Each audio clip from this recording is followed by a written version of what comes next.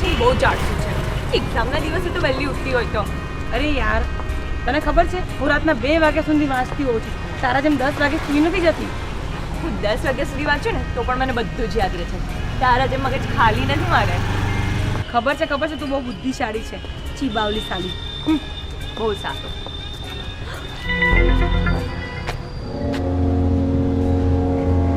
શું થયું? કેમ ઊભી રહી ગઈ? અરે યાર, હું બોલપેન તો ઘરે જ ભૂલી ગઈ.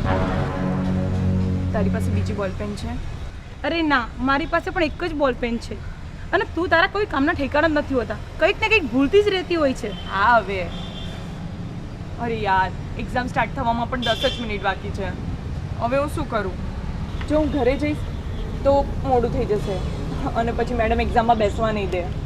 હે ભગવાન, તારું કરવું શું? જ્યારે હોય ને ત્યારે તારા નાના ભવાડા હોય જ. તારા કોઈ કામમાં ભલીવાર જ નથી હોતું. બસ હવે આડી અવડી વાત કર્યા વગર મને કહીશ કે આપણે શું કરવું જોઈએ.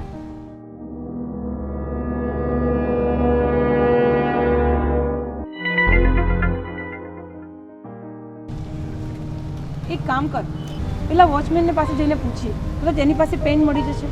પણ એની પાસે પેન નહીં હોય તો તું જા ઘરે અને ઘરે જઈને આરામ કરજે. બસ હવે. પૂછી તો ખરા.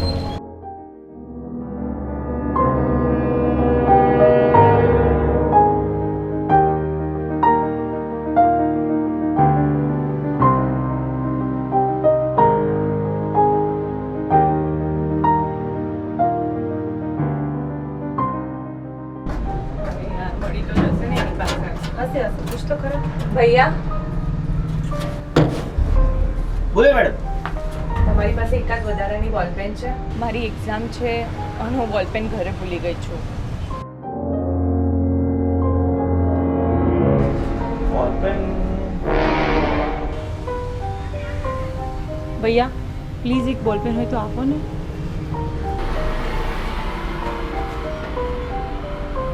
હા એક જ પેન હતી. થેન્ક યુ ભૈયા. સૌ ગોણા જેવો છે. પેન્ટમાં કોણ બોલપેન રાખે? અરે એને તો મને ડરાઈ જ દીધી હતી. પેન્ટમાં બોલપેન જોઈ તો પછી હાથ જોઈ. પણ સારું કે તારું કામ તો થઈ ગયું. હા, હવે મસ્ત એક્ઝામ અપાશે.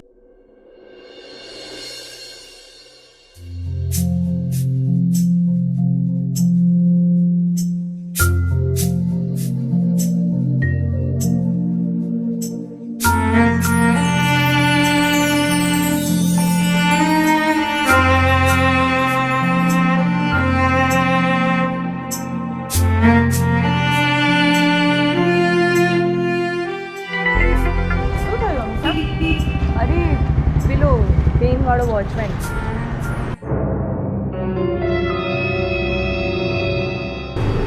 આ શું થયું તમારા હાથે? કેમ હાથે પાટો બાંધ્યો છે? મેડમ આ થોડો રાત્રે પડી ગયો હતો એટલે આ કાંડામાં ફ્રેક્ચર થયું છે. Oh my God. તો થોડાક દિવસ હવે તમે ડ્યુટી પર નહીં જાઓ ને? ના, હવે 10-15 દિવસ હું પછી આવીશ. થોડાક દિવસ નહીં આવી શકું. લો આ તમારી પેન. Thank you. જો તમે એ દિવસે મને પેન ના આપી હોત તો હું એક્ઝામ ના આપી શકતી. ના મેડમ, રાખો પેન, મારે નથી જોઈતી. અને હા, આમ આભાર માનવા ન હોય અને કોઈની મદદ કરવી એ તો આપણી ફરજ છે. વાહ, તમે ગરીબ છો પણ દિલના અમીર છો. તમારા વિચારો ખૂબ જ ઉત્તમ છે. Thank you madam. ચાલો હું જાઉં છું.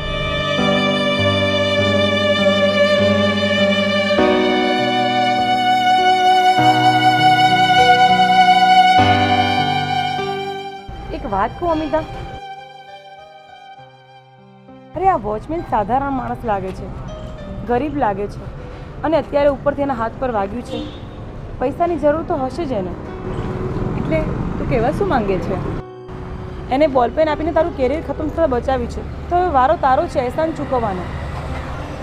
એટલે હું કંઈ સમજી નહીં. આ માણસ ગરીબ છે, એને તારે પૈસાની જરૂર તો હશે જ. તું એની મદદ કર અને એનું એહસાન ચૂકવ. તારી વાત સાચી છે. મારે એમને મદદ કરવી જ જોઈએ. તું એક કામ કરીશ, મારી સાથે આવીશ? ક્યાં? વોચમેનના ઘરે?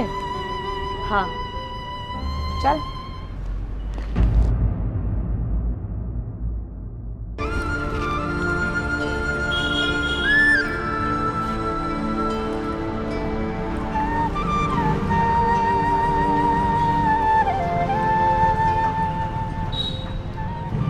બા, આજે મારા પાટાપીણીનો ખર્ચો આવી ગયો છે, એટલે હું લોટ નથી લાવી શકતો.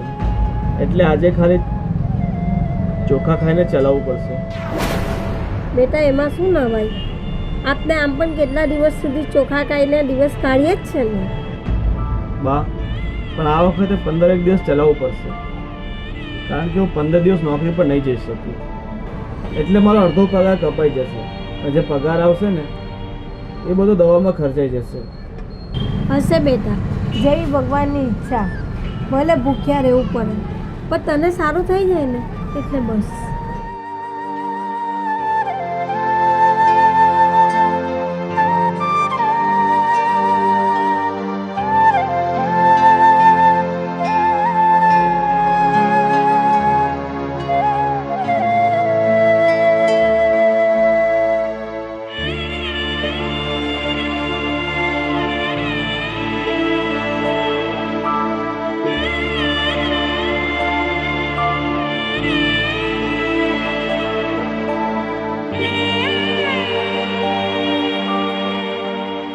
અમિતા, શું થયું છે તને? કેમ રડે છે તું? કાંઈ નહીં, ચાલ ઘરે. અરે પણ બોલ તો ખરા, શું થયું છે?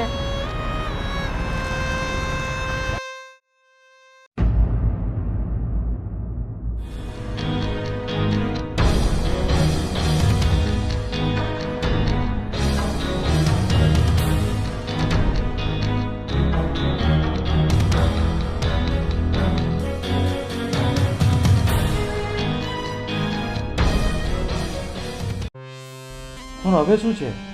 આ બધું મને શું કામ કહે છે? પપ્પા, જે વોચમેન છે ને એનું નામ મંગલ છે અને એના ઘરની પરિસ્થિતિ બહુ જ ખરાબ છે. ઘરમાં ખાવા પીવાનો બહુ જ પ્રોબ્લેમ છે. ઘરમાં ખાલી મુઠ્ઠીભર લોટ છે. તો પપ્પા, જો એણે એ દિવસે મને બોલપેન ના આપી હોત તો આજે મારું કરિયર બરબાદ થઈ ગયું હોત. પપ્પા, એના ઘરમાં મુઠ્ઠીભર લોટ પણ નથી અને ખાવા પીવાનો પણ પ્રોબ્લેમ છે. આપણે એને અનાજ આપીને મદદ કરવી જોઈએ પપ્પા. બેટા, તારા વિચાર બહુ સારા છે. ખરેખર આપણે આવા લોકોની મદદ કરવી જોઈએ. અને આમે તને એક પેન આપીને એને બહુમૂલ્ય કામ કર્યું છે.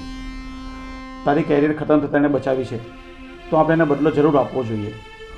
ચલો ને પપ્પા, આપણે એના ઘરે જઈએ અને 15 દિવસ સુધી ચાલે ને એટલું અનાજ આપી આવીએ.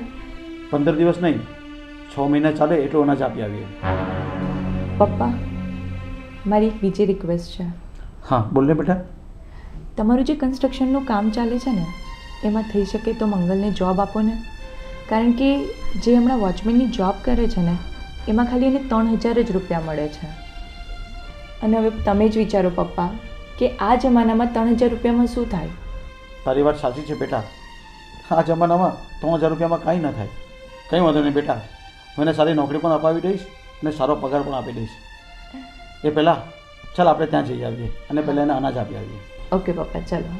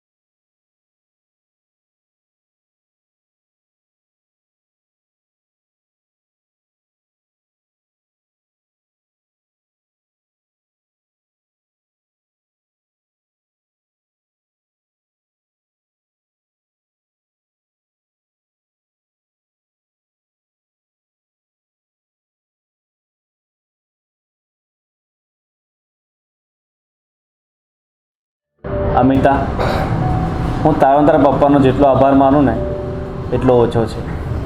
તારા કહેવાથી તારા પપ્પાએ કન્સ્ટ્રક્શન લાઈનમાં મને સારી જોબ આપી અને આજે મારો પોતાનો સારો બિઝનેસ છે.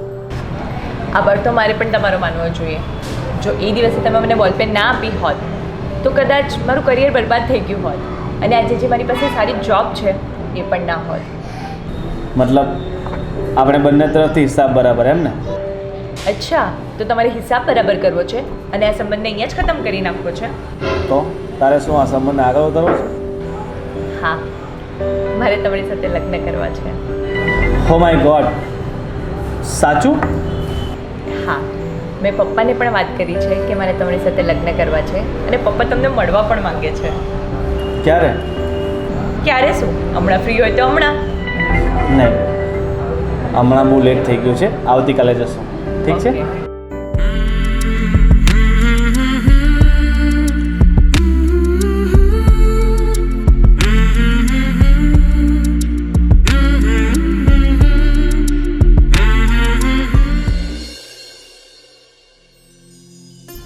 મંગલ બેટા, એક નાની અમથી ઓળખાણથી આગળ વધીને આપણે એકબીજા સાથે સંબંધમાં બંધાઈ ગયા છીએ.